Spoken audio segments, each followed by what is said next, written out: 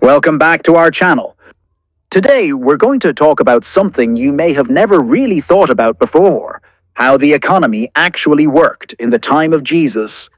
Yes, not just spiritual teachings, but the real economics world that surrounded Jesus during his life on earth. Visual: ancient marketplaces, Roman coins, farmers and fields. Most people think of Jesus' era purely in religious terms, but historical evidence shows that he lived during one of the most unequal economic systems in the ancient world. Agriculture was dominant, trade was expanding, and money and tax systems deeply affected everyday life. Section 1. Money and Trade. Narrator. In the early 1st century, the Roman Empire was the economic powerhouse of the world. Although most people in Judea and Galilee were farmers or craftsmen, the influence of Roman currency and taxation was everywhere. People didn't simply barter. Money was used to buy grain, pay taxes, and sell goods. Roman coins circulated widely. Imagine a peasant bringing olives or wheat to the market, selling them for Roman coins, and then using those same coins to pay taxes to local authorities. That was the economic reality Jesus would have known. Narrator. And it wasn't easy.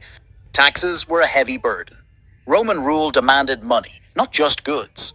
Land taxes, trade taxes, and customs duties were part of daily life. Section 2. Inequality and Workers. Narrator. While some landowners and officials grew wealthy, most ordinary laborers, fishermen, craftsmen, tenant farmers lived at a subsistence level. Many were tied to the land, or forced into debt simply to survive. Jesus himself was the son of a carpenter, a skilled trade that involved real labor and real economic struggle. He did not come from wealth. He understood the life of working people. Narrator. That's why the gospel stories often mention money in very practical terms: paying temple taxes, giving alms, settling debts, because money truly mattered in that society. Section 3. Taxes and Everyday Life. Narrator. One of the most famous moments in the Gospels is when Jesus was asked whether Jews should pay taxes to Caesar. His response was simple but powerful: render unto Caesar what is Caesar's, and unto God what is God's. This revealed a real economic tension.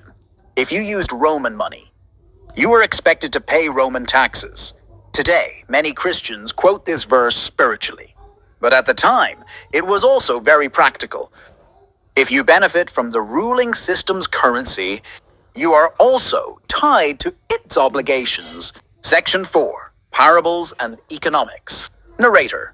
Jesus' parables were not just spiritual lessons. They were drawn directly from real economic life.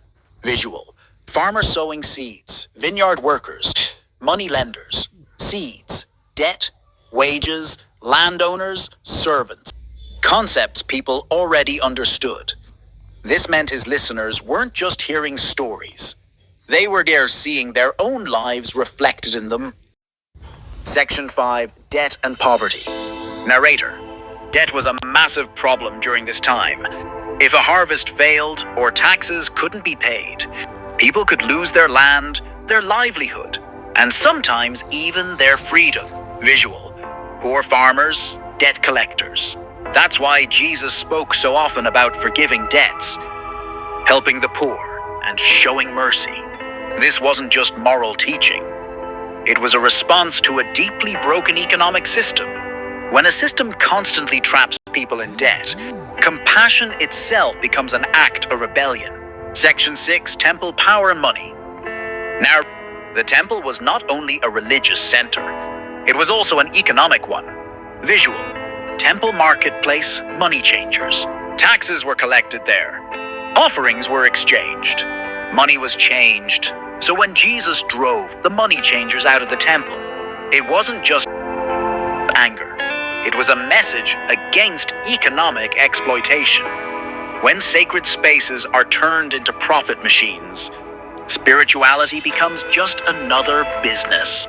Section 7. Wealth and Moral Warning. Narrator. Jesus never said that money itself was evil, But he repeatedly warned that money can become a master. And when it does, it begins to control those who serve it. Visual, rich man and poor beggar. When he said, "It is easier for a camel to pass through the eye of a needle," it was intentional exaggeration, meant to show that wealth always comes with responsibility. Modern connection. Even today, the problem isn't money itself. The problem is obsession with money. Section 8. What can we learn today? Narrator. The economy of Jesus' time was unequal, debt-driven, and power-centered. And honestly, our modern system doesn't look very different. Visual. Modern cities, banks, rich versus poor contrast. The lesson is clear. Money is a tool. Understanding the system matters. And human values can never be separated from economics. Jesus didn't only speak about heaven. He spoke honestly about life, money, and power. His message is still relevant today because systems change. Human struggle remains the same. I hope you all have understood. Subscribe to watch such interesting videos.